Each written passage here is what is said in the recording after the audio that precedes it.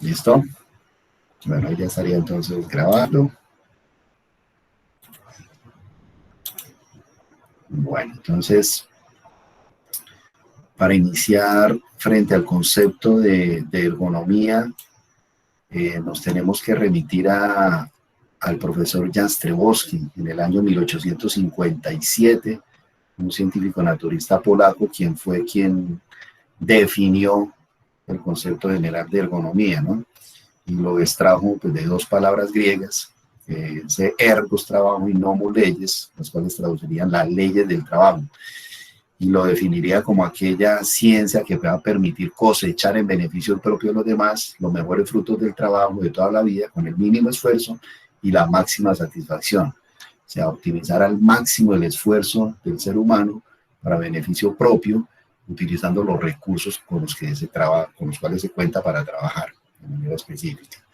Entonces, digamos que el concepto de ergonomía y los primeros principios básicos de la ergonomía se los debemos a este señor Jastrzębowski en el año 1857, quien fue que acuñó pues, el término ergonomía a todo este conjunto de ciencias que se venían manejando anteriormente frente a los principios de la fatiga, frente a los principios de la optimización de los diferentes recursos y cómo podíamos definir y cómo podíamos elaborar esas leyes del trabajo en beneficio del ser humano.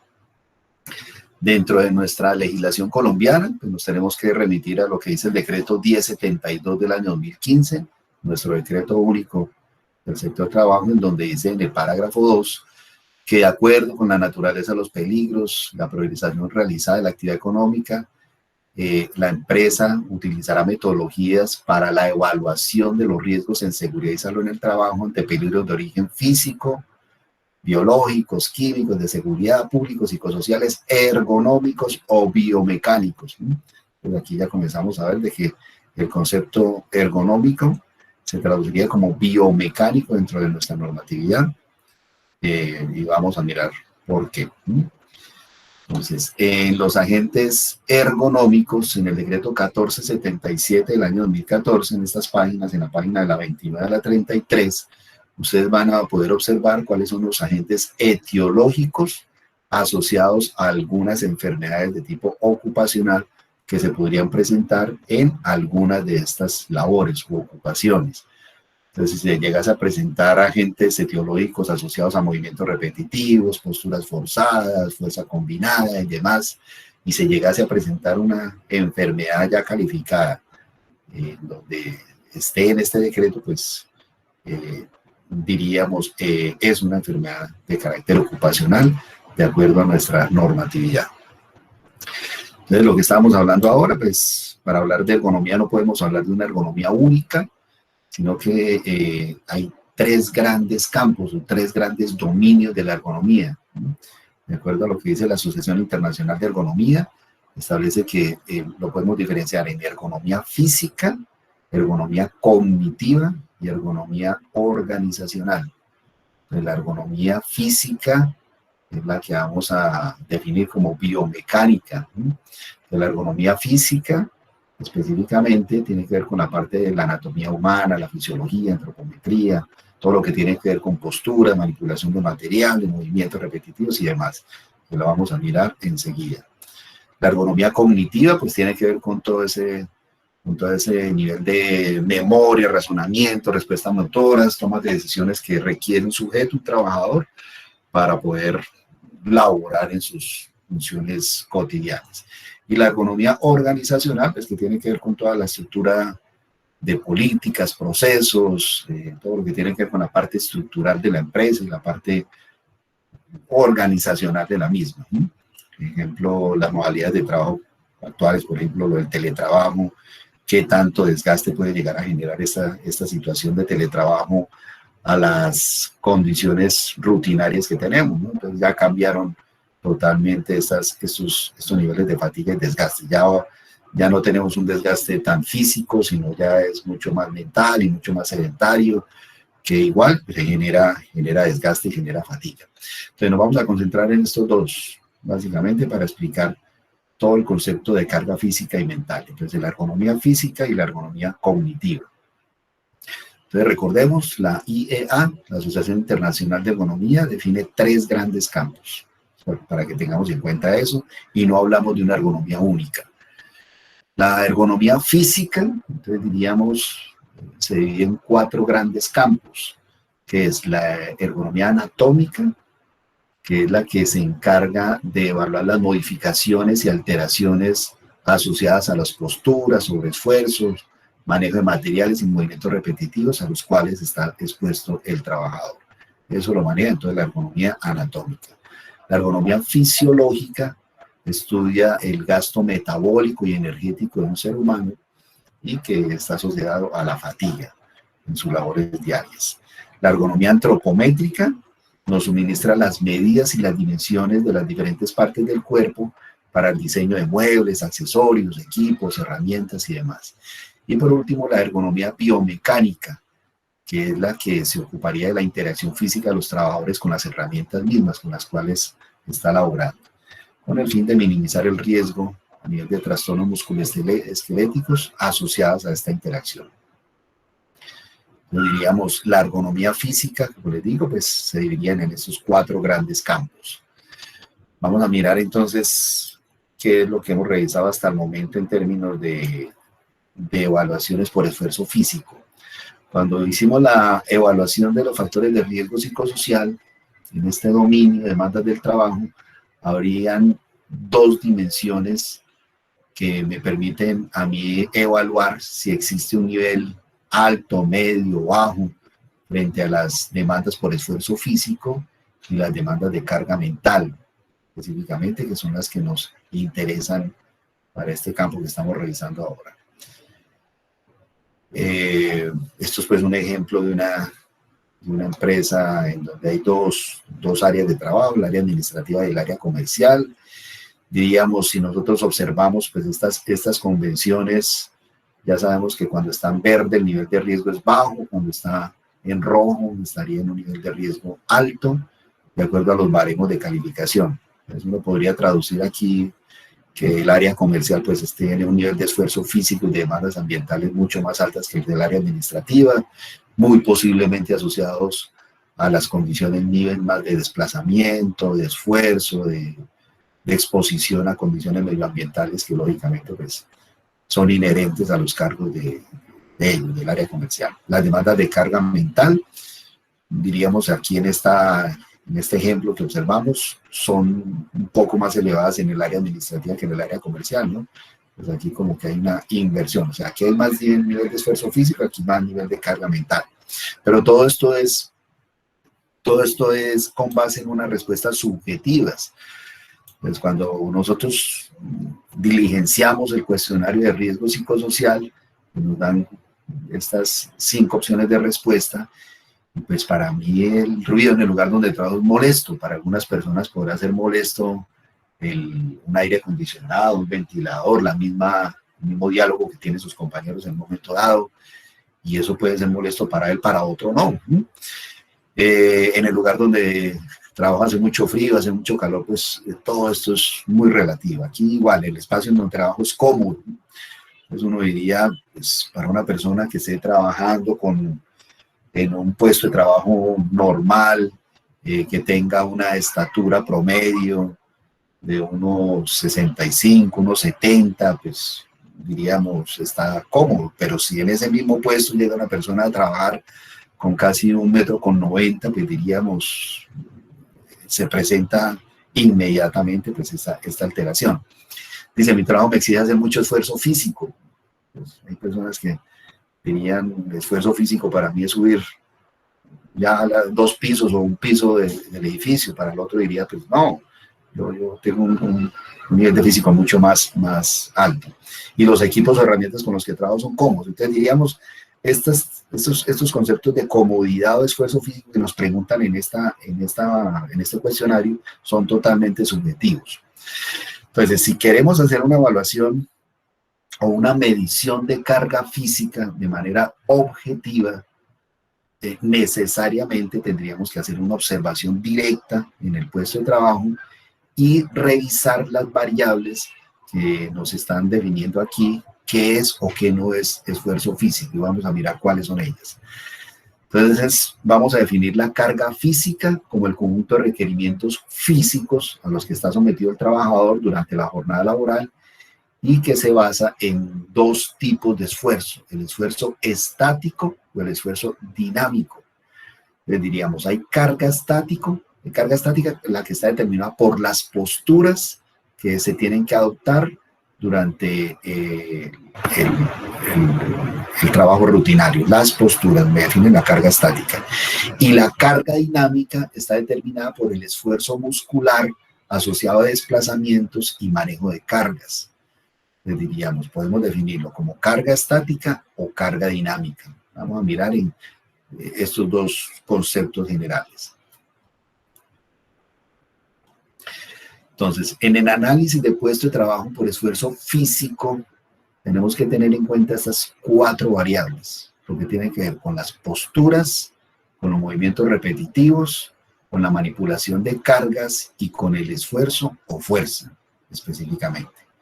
Nos vamos a concentrar inicialmente en cuáles serían esas posturas que tenemos que revisar.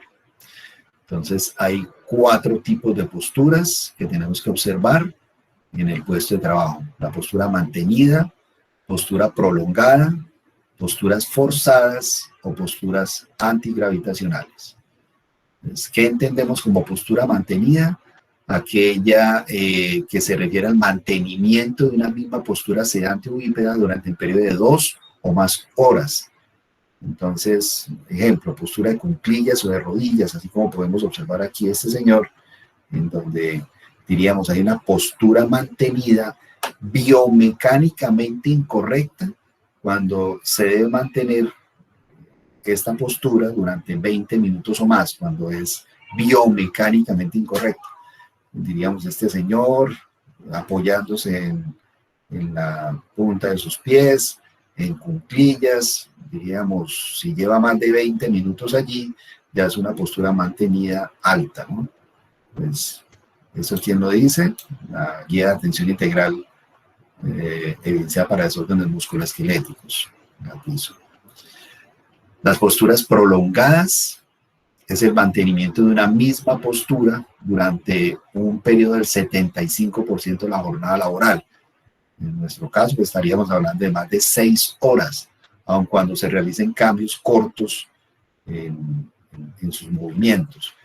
Pues cuando yo tengo que estar durante 75 minutos, 75% de mi jornada laboral en estas posturas, al frente de un computador, o al frente de un monitor muy pequeño, o las condiciones en las que estoy al frente de mi computador pues no son las más cómodas, diríamos una postura prolongada que generaría desgaste significativo. Una postura forzada es una postura que es mantenida y que supone una o varias partes del cuerpo que dejan de estar en una posición natural, o una posición en donde deberían estar de una manera correcta. Entonces, eso lo podemos observar en aquellas plantas de producción, ejemplo, en donde hay sacrificio de pollos y demás, en donde este trabajador tiene que mantener sus brazos por encima de sus manos, por encima de los hombros, haciendo movimientos repetitivos permanentes, ¿no? Entonces, eso lo vamos a observar fácilmente en este tipo de sectores operativos. Y tenemos la última postura, que es la postura antigravitacional. Diríamos que es el posicionamiento del tronco, de las extremidades en contra de la gravedad. Es prácticamente cuando encontramos trabajos en los cuales hay más que trabajadores o empleados malabaristas, ¿no? Pues uno diría, eso lo podremos encontrar en un circo. Pero miremos, vean este circo. Esto es una foto real, es una foto tomada en la ciudad de Bogotá. Dice, ¿para qué hará él si están mis amigos? Pero ustedes se podrán imaginar esta postura totalmente antigravitacional. ¿Cuánto tiempo estará este señor ahí en esa postura? Se podrán imaginar ustedes el nivel de fatiga, estos señores también ahí, soportando el peso de su compañero. Entonces, en Colombia, estas posturas antigravitacionales no son tan raras, ¿no? Esto lo podemos observar en distintas obras de trabajo. No sé si ustedes han observado otras posturas antigravitacionales en sus empresas o en el ejercicio de sus trabajos. ¿Tiene alguna situación de estas?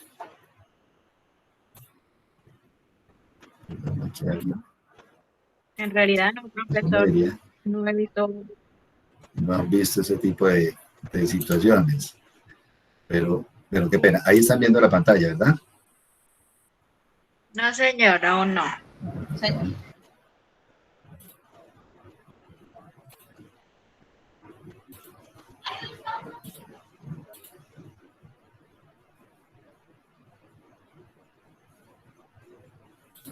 Deje de compartir porque alguien está solicitando ingreso. Bueno, entonces diríamos, si uno se pone a observar en el día a día, este tipo de ejercicios que implican una cantidad de peligros, de riesgos inminentes allí, son comunes. En donde aquí el colombiano, en Colombia decimos, aquí no nos varamos, aquí tenemos la malicia indígena y aquí hacemos lo que sea para el ejercicio de nuestras funciones.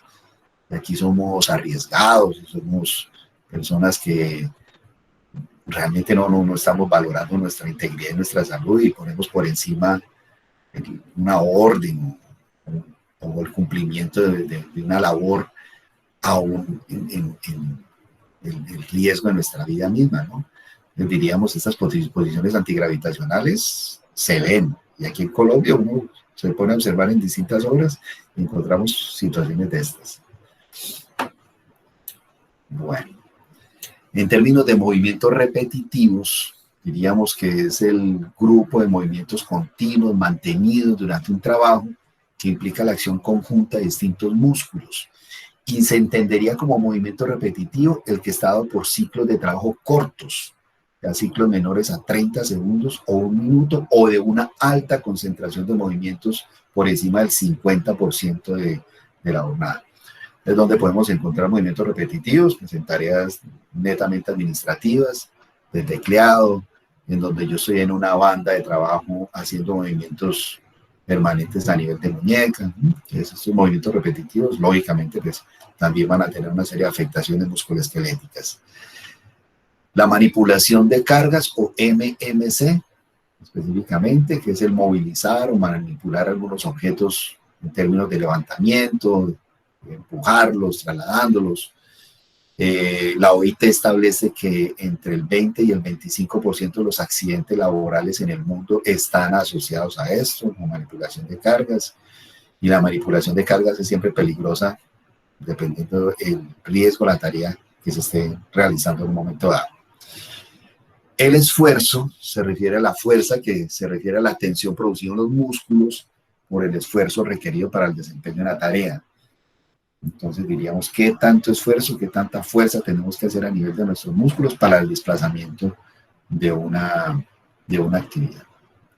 En nuestra normatividad colombiana nos tenemos que remitir a lo que dice la resolución 2400 del año 79, bastante antigua, que habla acerca del manejo del transporte manual de materiales y de los pesos máximos permitidos. Y aquí están los artículos en donde podemos leer cuáles son esos límites permitidos. La normatividad colombiana establece que el peso en kilogramos al levantar del piso, un hombre podría levantar 25 kilogramos, una mujer 12.5, y a cargar en hombros 50 kilogramos y la mujer 20 kilogramos. Eso es lo que dice pues nuestra norma específica. Sin embargo, pues la realidad es otra, ¿no? Pues cuántas veces estamos observando trabajadores que levantan mucho más de 25 kilogramos.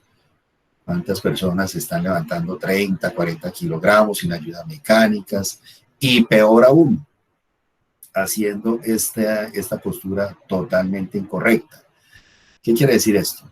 Si yo voy a levantar un peso de 25 kilogramos y lo hago de una manera adecuada, la cual me dice que yo tengo que doblar las rodillas, mantener la espalda lo más recta posible, acercamiento del objeto a nuestro cuerpo, le estaría ejerciendo una presión a nivel de columna de 75 kilogramos. O sea, estos 25 se convertirían en 75 acá. Pero si yo hago una postura incorrecta, como es mantener mis piernas sin doblar, flexionando la espalda, manteniendo los brazos rígidos, no teniendo un acercamiento correcto del objeto, estaría teniendo una presión a nivel de 375 kilogramos. Entonces, miremos aquí que el problema no es tanto del peso que yo esté levantando en un momento determinado, sino de la postura que yo esté adoptando, ¿no? Yo puedo tener en mi empresa la norma, la conocemos, sabemos que debemos utilizar elementos para no tener ningún tipo de alteración musculoesquelética, pero si el trabajador sigue haciendo esta postura totalmente incorrecta, pues las enfermedades son inminentes, ¿no? A nivel de espalda. Quiero que observemos este video un momento, por favor.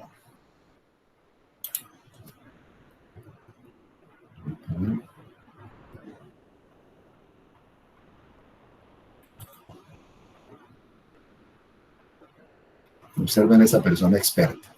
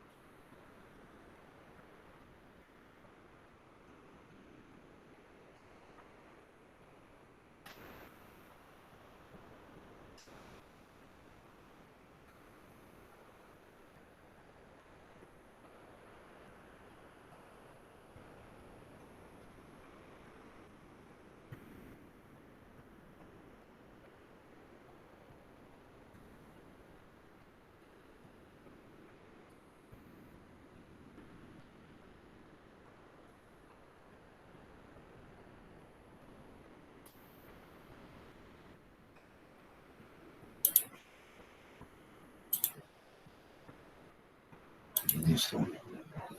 Bueno, ¿qué opinas de este video?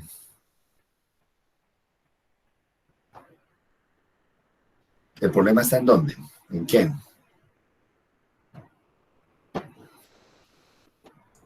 Malos hábitos. Totalmente. Entonces uno diría, ¿cómo una niña de 15 meses, de 2 años de edad, sabe, me imagino pues que no asistió a ninguna capacitación y no conoce nada de la normatividad ni nada de este cuento, sabe cuáles son los principios básicos para el levantamiento de un objeto? Entonces diríamos que eso prácticamente son comportamientos que el ser humano va desarrollando de manera malos hábitos posturales, en donde prácticamente van en contra de nuestra propia naturaleza, ¿no? Entonces, cómo nosotros arriesgamos nuestra integridad, nuestra espalda, nuestra salud misma, por no mantener pues estos principios elementales que nos indica nuestro propio cuerpo, ¿no? Entonces veamos cómo lo que debemos, por más normas que tengamos, por más conocimiento que le demos a los trabajadores de que eso no se debe hacer, si el trabajador lo sigue haciendo, se seguirán presentando este tipo de patologías, sí o sí.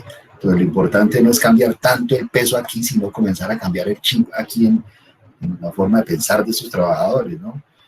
Que sean conscientes de que el problema futuro pues no es para la empresa, sino para ellos mismos, ¿no?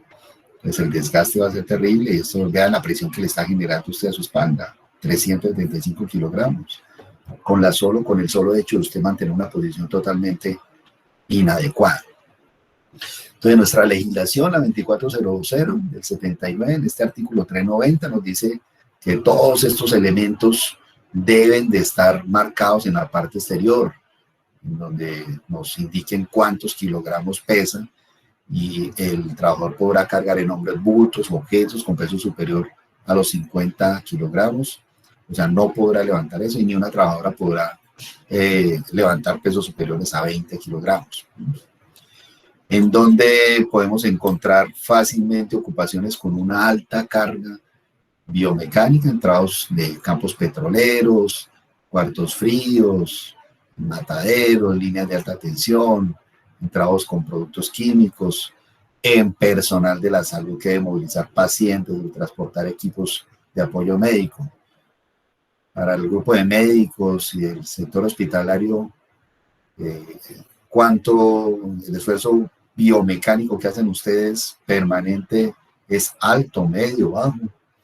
¿Cuánto puede estar pesando en promedio un paciente que ustedes estén movilizando? Les pregunto. Profesor, en realidad los pacientes que menos se movilizan son los que más pesan, literal son los de más de 100 kilos, son los que menos se movilizan y los que más hay que mover. Entonces, fácilmente encontramos un auxiliar de enfermería o un médico levantando un paciente de 100 kilogramos, ¿no? Y a este paciente por ningún lado vemos de que tenga el peso por fuera, ¿no? Nosotros decimos, bueno, este señor no tenemos los elementos necesarios para poderlo movilizar de una forma adecuada y el esfuerzo que estamos generando allí es altísimo. Personal que manipula repetidamente herramientas o equipos grandes, personal que desplazarse continuamente, con mensajeros, recorredores, personal de servicios generales, el grupo de todo lo que son médicos, cirujanos y demás. Métodos evaluativos para carga física. Entonces nos tenemos que remitir a lo que dicen las normas técnicas colombianas, las NTC, que son diseñadas por Incontec.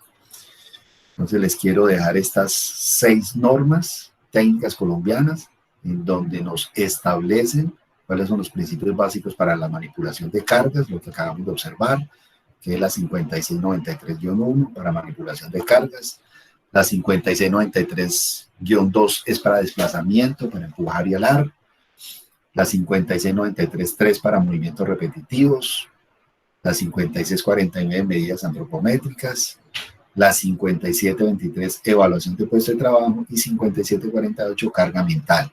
Pues aquí en estas normas técnicas colombianas nos dan los estándares que se deben tener para la población colombiana en términos de esto, específicamente. Bueno, en el ejercicio que estamos realizando en este momento, vamos a hablar acerca del cuestionario nórdico. Este cuestionario nórdico, o también se llama cuestionario de Quoringa, es un cuestionario estandarizado para la detección y análisis de síntomas musculoesqueléticos. Fue diseñado por el Consejo Nórdico de Ministros, conformado por Islandia, Dinamarca, Suecia, Finlandia y Noruega. Esto fue en los años 80 en donde se creó este cuestionario y que es vigente actualmente. ¿Qué es lo que nos permite identificar? Básicamente, si hay algún tipo de manifestación o alteración en las distintas zonas antropométricas del trabajador durante los últimos 12 meses o durante los últimos 7 días. Entonces, ¿qué es lo que vamos a realizar? Perdón. Un momentito. Acá.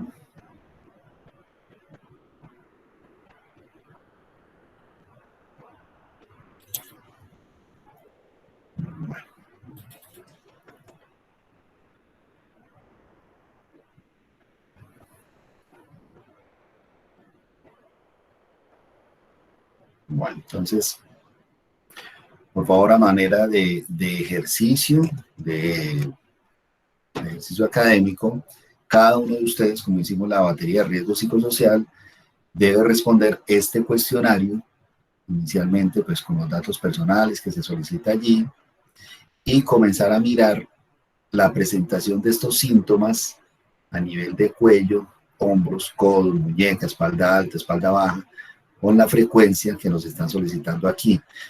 Si esto se ha presentado en los últimos 12 meses o en los últimos 7 días específicamente. Simplemente lo que vamos a hacer es, cada uno de ustedes marca las respuestas correspondientes, problemas a nivel de espalda baja, contestan todo esto, ¿no? Específicamente, problemas con los hombros, igual, problemas con cuello. Listo. ¿Y qué vamos a realizar? Vamos a realizar, después de tener todos estos resultados de los 5 estudiantes, el consolidado en esta tabla. Entonces, esto es un ejemplo de cómo se van a presentar estos resultados del cuestionario nórdico. Aquí donde dice el número de trabajadores con síntomas, entonces ustedes van a colocar 4 o 5, los que conformen el grupo, 5 o 6 estudiantes. Van a colocar aquí en esta columna la región anatómica que estamos evaluando acá. Entonces, cuello, hombro, todo lo que nos aparece aquí. Y el periodo del dolor, que si se ha presentado en los últimos 12 meses o en los últimos 7 días. La frecuencia que me indica acá es de acuerdo al número de trabajadores que manifiestan sin tener esa dolencia en los últimos 12 meses o en los últimos 7 días. Específicamente, de los 5 o de los 6 estudiantes que están aquí, ¿cuántos de ellos presentan dolencias a nivel de cuello en los últimos 12 meses y en los últimos 7 días? Este va a ser el entregable, básicamente, después de ustedes diligenciar todo el cuestionario nórdico. Lo que van a presentar en el informe es el consolidado de estas dolencias en las distintas regiones anatómicas y marcar en cuáles de ellas se presenta la frecuencia más alta. Diríamos, en este caso específico, la puntuación más alta la encontramos aquí a nivel de cuello, aquí a nivel de espalda superior, específicamente, tanto en los últimos 12 meses como en los últimos 7 días. Esto básicamente, ¿cómo lo vamos a analizar? Si estas dolencias están asociadas a las ocupaciones y a las profesiones que ustedes tienen en este momento, de manera precisa. Entonces, le dirían, estas dolencias a nivel de cuello pueden estar asociadas a las posturas permanentes, posturas mantenidas, o por el levantamiento de pacientes, a todo lo que ustedes lleguen a considerar como asociación directa con las dolencias en las regiones anatómicas específicamente. Entonces, estos síntomas musculoesqueléticos deben estar asociadas a las ocupaciones o a las labores que ustedes desarrollan en su cotidianidad. ¿Listo? Esto sería para el cuestionario nórdico. Yo les envié en la video anterior, en el anuncio anterior, perdón, el modelo para la presentación de estos resultados del cuestionario nórdico. El segundo ejercicio que estamos realizando es el método de Paris. El método de Paris quiere decir detección participativa de los riesgos, específicamente. Fue diseñado por este señor, Jacques Michel, un ingeniero en la Universidad de Lovaina, también en los años 80, en donde básicamente lo que hace es establecer 18 aspectos que se tienen que evaluar en un área determinada y que a través de una observación directa, pues indicar cuáles de ellos presentan mayor nivel de riesgos. Nos vamos a concentrar básicamente en los siguientes.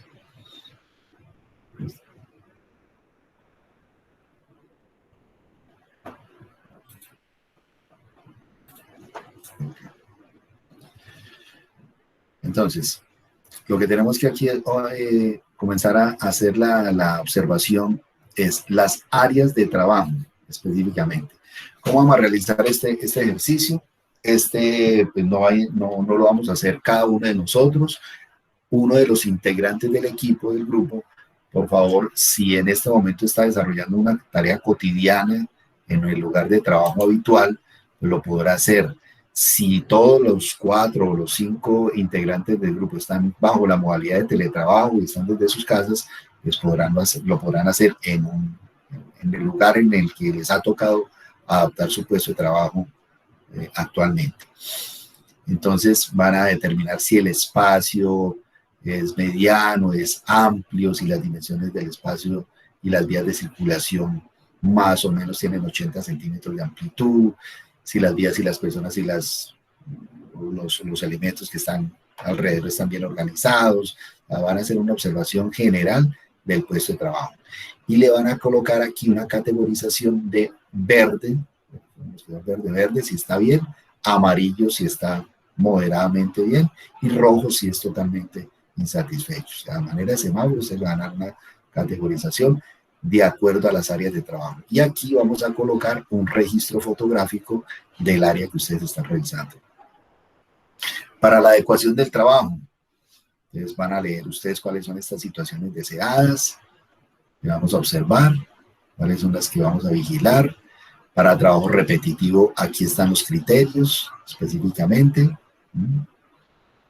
Para las manipulaciones, si están o no levantando objetos pesados que estén por encima de los 25 kilogramos o no, si los desplazamientos que se tienen que hacer con estos objetos son prolongados o no, todos estos aspectos. La carga mental, que ya lo vamos a revisar a continuación, es qué tanto nivel de atención, de concentración deben de tener ustedes para eso, específicamente. Entonces, de las 18 dimensiones que nos tiene el método del PARIS, no vamos a trabajar las 18, vamos a trabajar solamente estas. Áreas de trabajo, adecuación del trabajo, trabajo repetitivo, manipulaciones y carga mental, solamente. ¿Listo? Estos aspectos en donde ustedes, leyendo estas situaciones y las condiciones para vigilar, pues van a hacer una observación de un solo puesto de trabajo. Les repito, de un solo puesto ustedes van a hacer el análisis de estas variables. Y al final, pues lo van a presentar en este cuadrito. Entonces, ¿quién o cuál es el área que están revisando? ¿Qué se hace? ¿Cuánto sería el costo para el mejoramiento de esa área? Y una fecha proyectada para el mejoramiento de esto, básicamente. Entonces, recuerden, vamos a revisar solamente estas 5 variables, estas 5 situaciones, y las van a categorizar a manera de semáforo: verde, amarillo o rojo.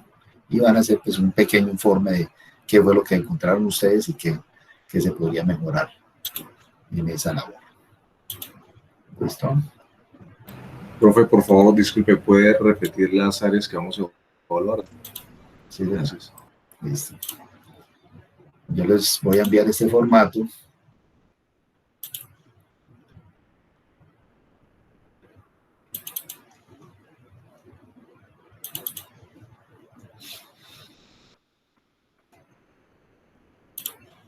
Este es el formato que yo les voy a enviar y que ustedes van a utilizar. Entonces, solamente de las 18 áreas que el método original nos solicita, solamente vamos a trabajar estas: áreas de trabajo, adecuación del trabajo, del sitio de trabajo, trabajo repetitivo, si se presenta o no, y ustedes van a tomar registro fotográfico de esa situación, de manipulaciones.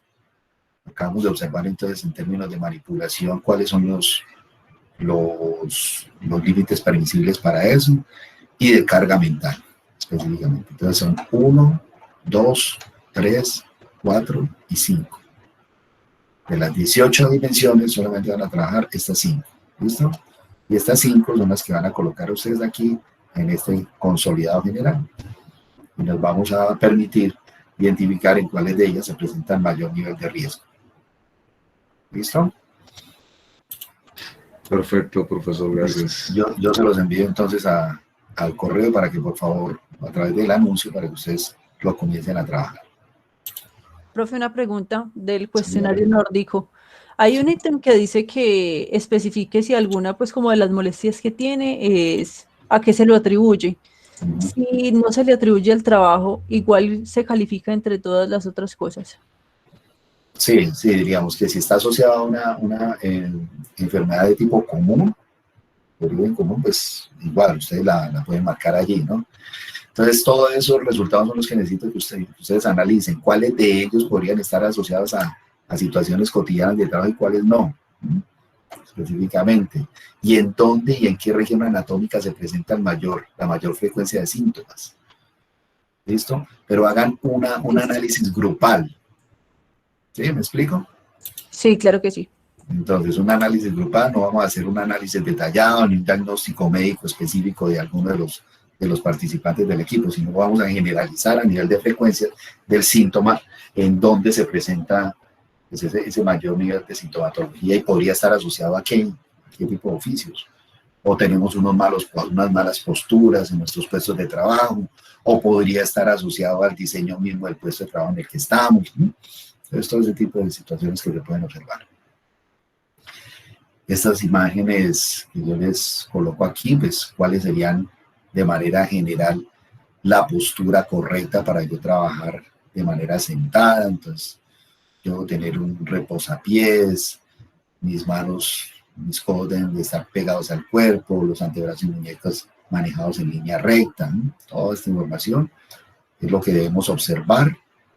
Cuando ustedes vayan a hacer el método de Paris, por favor observen si estas condiciones de su puesto de trabajo, si es al frente de un computador, se cumplen o no. Si mi trabajo es de pie, pues debería yo tener estas condiciones mínimas. Yo debería tener alternancia de mis pies, debo tener un reposapiés acá para yo poder descansar y poder alternar permanentemente mis pies. Debo mantener pues mis muñecas y mis brazos de manera paralela a la mesa, pues una mesa que sea acorde a mi altura. Debo de tener pues algún tipo de silla que me permita periódicamente pues poder descansar, ¿no? Entonces vemos, hay oficios en los cuales uno dice, un vigilante, por ejemplo. Un vigilante, ¿será que tiene estas condiciones de mínimos para poder descansar? Uno ve personas que trabajan 10, casi 12 horas de manera parada, sin un reposapiés, mucho menos en una silla, haciendo posturas totalmente inadecuadas, ¿sí? Y además de ello muchas veces los colocamos a hacer sobreesfuerzos, ¿sí? Entonces este tipo de posturas también las vemos de manera muy común en algunos oficios de tipo operativo. Y miremos entonces si estamos cumpliendo con estos principios básicos en nuestro trabajo cuando estamos sentados. En términos de carga mental, vamos a referirnos ya a eso específicamente. La Asociación Internacional de Ergonomía establece que es el conjunto de tensiones inducidos en una persona por las exigencias del trabajo mental que realiza, asociado al procesamiento de información, al conocimiento previo de una actividad, la actividad de rememorización, razonamiento, búsqueda de soluciones, etc. Cuando hicimos la evaluación de los factores de riesgo psicosocial, igual contestamos estas 5 preguntas que evalúan carga mental, pero de manera muy subjetiva. Si a mí me preguntan, mi trabajo me exige estar muy concentrado, pues yo podría decir que sí, ¿qué tanto tiempo tengo que estar yo al frente de un computador sin posibilidad de despegarme de él? Mi trabajo me exige memorizar mucha información, me exige atender muchos asuntos al mismo tiempo y me requiere que me fije en pequeños detalles. Pero vuelvo y lo repito, pues esto es una percepción subjetiva en términos de carga mental. Para yo hacer un análisis o una observación directa en términos de carga mental, tengo que tener en cuenta las siguientes variables. Primera variable, esfuerzo de memoria, atención o concentración, específicamente, que es cuando el trabajador debe realizar actividades donde debe permanecer concentrado por largos periodos de tiempo en su trabajo, o podría ocurrir un grave error si se desconcentra, o debe memorizar mucha información en su trabajo. Y para ello debo tener 3 criterios básicos en la calificación, lo que es la frecuencia, el tiempo de exposición y la intensidad. Pues cuando vayamos a hacer la observación directa de estas variables, de estas condiciones, tengo que determinar la frecuencia. ¿A qué está relacionada la frecuencia? La frecuencia está relacionada específicamente al tiempo en términos de días, entonces cantidad de días al mes en los que se presenta la exposición de riesgo. El tiempo de exposición a la cantidad de horas dentro de la jornada laboral y la intensidad, los efectos probables que podrían ocurrir frente a la exposición del mismo. Entonces, aquí aparecen en esta tablita que es alto, medio, bajo. Entonces, un tiempo de exposición alto, por ejemplo, cuando la exposición es superior a por encima de las 4 horas de trabajo. Riesgo medio, diríamos que está entre las 3 y las 4 horas. Y la exposición baja cuando está entre 1 y 2 horas, específicamente, tiempo de exposición. La frecuencia, en términos de la presentación de la situación, cuando es más de 15 días al mes, medio entre 8 y 15, y 1, riesgo bajo, hasta 7 días al mes, específicamente. Y la intensidad, pues sí, no lo dice de acuerdo a las posibles consecuencias de la misma. Es una alta intensidad cuando la exposición a esto nos genera una enfermedad significativa, y muy baja cuando las dolencias serían mínimas. Entonces, recuerden, estamos mirando entonces todo lo que tiene que ver con memoria de atención, con si la tarea exige altos niveles de detalle o precisión visual. Pues aquí nos dice cuándo, qué debemos observar, esforzarse por atender pequeños detalles, manipular pequeños objetos en mucha precisión, el uso de una elevada cantidad de información bajo presión de tiempo, usar mucha información, por ejemplo, datos, números, códigos, bajo presión de tiempo, el uso simultáneo o elevado de una cantidad de información, prestar atención simultánea a distintos elementos, y la información necesaria para realizar el trabajo es compleja. Cuando yo me tengo que esforzar para utilizar fórmulas, matemáticas, distintos idiomas, códigos y demás. Y eso yo lo tengo que traducir en términos de frecuencia, tiempo e intensidad. Pero recuerden, una cosa es lo que a mí el trabajador me indique a manera de su percepción individual. Otra es la que yo observo directamente en el puesto de trabajo de acuerdo a esos criterios específicos. Y ahí es cuando yo podría decir si efectivamente hay un alto nivel de carga mental o no. ¿Dónde podemos encontrar altos niveles de carga mental? ¿En qué profesiones? Se tiene establecido que el área médica, pues, además del esfuerzo físico que tienen que tener, su carga mental es altísima. Todo lo que tiene que ver con controladores aéreos, pilotos y demás, hay una alta concentración de carga mental. Trabajadores del sector bancario, donde pues, además de estar atendiendo al cliente, pues tienen que estar contando dinero. Cualquier error, pues lógicamente eso va a generar costos directamente al banco y a él mismo. Un descuadre en la plata, pues lo tendrá que pagar él. Hay un alto nivel de carga mental. Y cuando yo tengo que estar resolviendo distintas situaciones de manera simultánea. Para evaluar carga mental, pues hay una serie de modelos y procedimientos.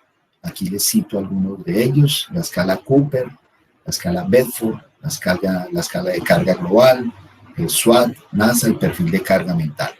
Quiero mostrarles dos, básicamente, de esos dos. Este método, que se llama el método ERGOS, es un método mexicano, validado en México, está siendo utilizado aquí también en Colombia, para determinar o para observar directamente en el puesto de trabajo si existe o no esta alta, media o baja carga mental.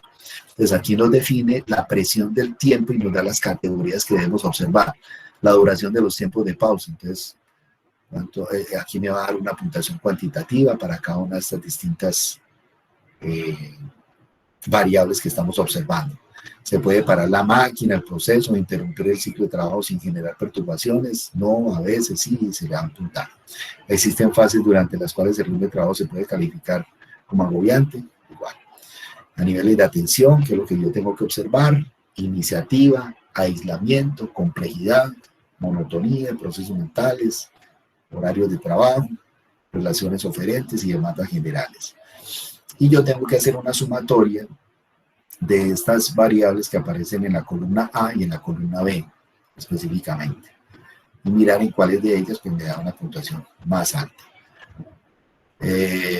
Infortunadamente, todos estos métodos, como el método Cooper, de Bedford, de ERGOS, no tiene unos baremos de calificación estandarizados como la batería de riesgo psicosocial. O sea, simplemente nos indican que haga estas distintas observaciones en diferentes puestos de trabajo, y de acuerdo a las puntuaciones más altas, pues ahí estaría como el riesgo inminente. El de carga mental del NASA TLX, básicamente lo que me permite es observar estas 6 variables. Aquí están las definiciones de cada una de ellas. Y eso lo que se le solicita al trabajador es que en esta escala de 0 a 20 me marque en cuáles de ellas pues consideraría él se presenta estas demandas. ¿Qué tan demandante mentalmente es la tarea, baja o alta? Él simplemente pues me marca aquí en esta escala. ¿Listo? Pues ejemplo, ¿cómo se califica esto? Pues el trabajador aquí me colocó la X en este cuadrito. Este cuadrito corresponde a un puntaje de 6. Este 6 viene del 1, 2, 3, 4, 5, 6. Básicamente para sacar la puntuación convertida con una regla de 3. Eso me da una puntuación convertida de 30 específicamente. 6 es a 20, o sea, despejo la X acá, eso me da 30. Este 30 es la puntuación convertida. 6 es la puntuación que el trabajador me colocó. Y este peso es el que yo como observador le estoy dando a cada una de las situaciones. Puntuaciones de 1, 2, 3, 4 y 5. Las más bajas me van a definir si la dimensión se considera como relevante o no. Y las más altas, las que se consideren como una carga importante. Yo esto lo voy a sacar de esta manera. Posteriormente, para sacar esta puntuación ponderada, multiplico la puntuación convertida por el peso y me saca la puntuación ponderada, específicamente. Y eso lo que me va a permitir a mí es observar en cuáles de estas 6 variables que yo estoy observando se presenta una puntuación ponderada más alta. Pues diríamos, aquí para este puesto de trabajo las exigencias temporales y las exigencias de esfuerzo son las más significativas, específicamente. Esto es de manera general lo que me está indicando el método NASE. ¿Listo? Les repito, pues esto no lo vamos a realizar a manera de ejercicio, pues el informe, no vamos a meter nada de esto, simplemente pues les quería citar algunas de estas metodologías que se utilizan para evaluación de carga mental. En el documento técnico de la batería de riesgo psicosocial hay 2 capítulos que están en la página 175, en donde existen las medidas y los baremos de calificación para carga mental y esfuerzo físico. También nos podemos revisar ese documento y allí podemos sacar las categorías para los mismos de manera precisa. Entonces, en conclusión, por favor, para el cuestionario nórdico, les recuerdo, entonces, cada uno de ustedes lo va a hacer de manera individual, igual que el de la batería de riesgo psicosocial, y consolidan los resultados de los 5 o los 6 estudiantes. Y para el método de Paris, les recuerdo, entonces, una sola persona del grupo va a hacer la observación en un puesto de trabajo, específicamente. Y va a presentar, entonces, los resultados de estas 5 variables que necesitamos para el informe. ¿Listo? Bueno, no sé si tengamos hasta allí alguna pregunta.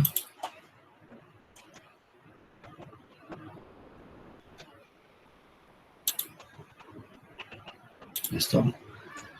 Bueno, hay una frase de Marilyn Ferguson, una escritora norteamericana, que dice: si usted cree en lo que siempre ha creído, siempre pensará en lo que siempre ha pensado, siempre actuará como siempre ha actuado, siempre obtendrá lo que siempre ha obtenido.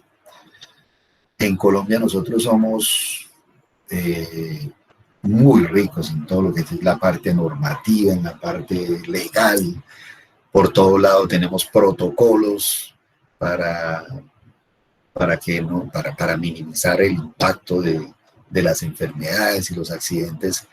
Sin embargo, pues vemos los resultados de que todas estas normas y toda esta legislación en los resultados generales no se dan, ¿no? ¿Por qué? Porque pues creemos y pensamos que las cosas como las estamos haciendo simplemente pues están bien porque existe la norma.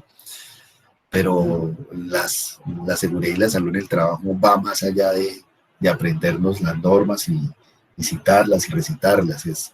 Es convencer a los trabajadores de que si definitivamente no actuamos en sensibilizarlos a ellos de que en última son ellos los que se están enfermando y se están accidentando, no estaremos haciendo nada, ¿no?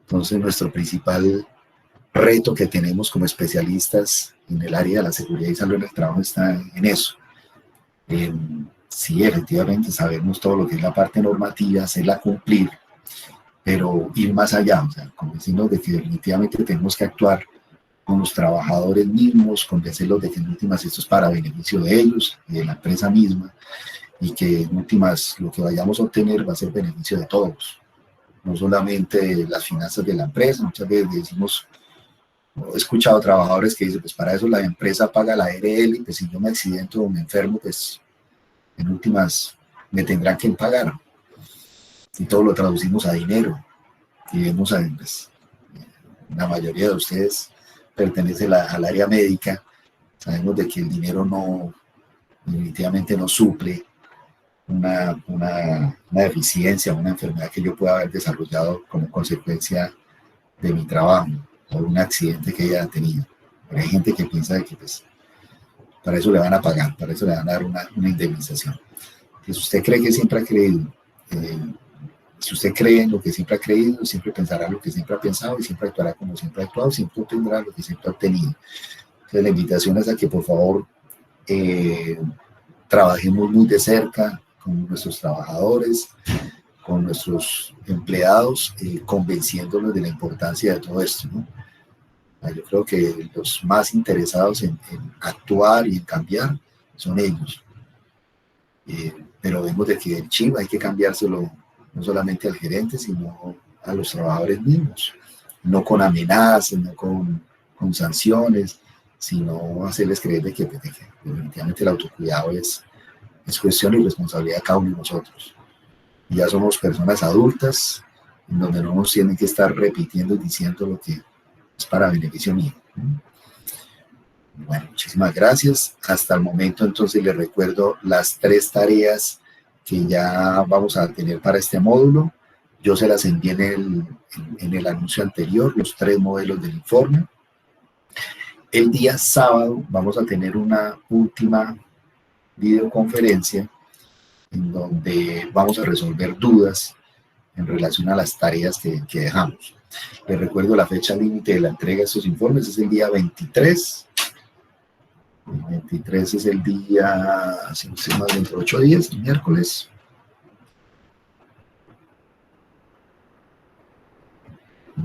El próximo miércoles.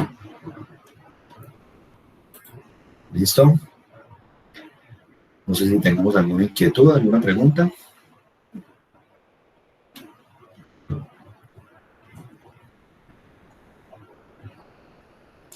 El sábado entonces vamos a tener un espacio, vuelvo y lo repito, a las 4 de la tarde. No sé si esa hora esté adecuada para todos. Sí, profesor.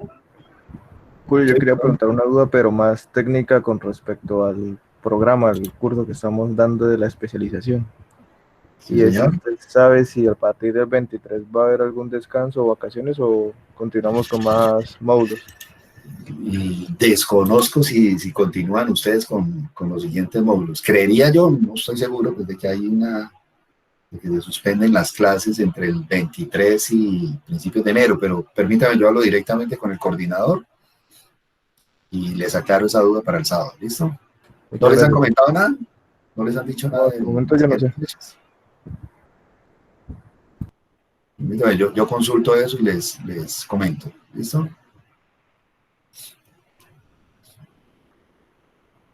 Bueno, a todos muchísimas gracias por el espacio. Les recuerdo entonces el sábado a las 4 de la tarde nos vamos a conectar de nuevo, pero en este espacio básicamente va a ser para resolver inquietudes y dudas que tengamos ya en el desarrollo de los ejercicios. ¿Listo? Bien, profe, muchas gracias. Muy buena noche. Bueno, profe. listo. Buenas noches, Bueno, profesor. una feliz noche. Gracias. Listo. Una feliz novena entonces, que iniciamos entonces nuestras ya actividades de Navidad. Gracias, Muchas profe. Espero que Chao. estén bien. Chao. Gracias, profe. Feliz noche. Igualmente. Felicidades. Gracias, profe. Chao. Chao. ¿Cómo estás?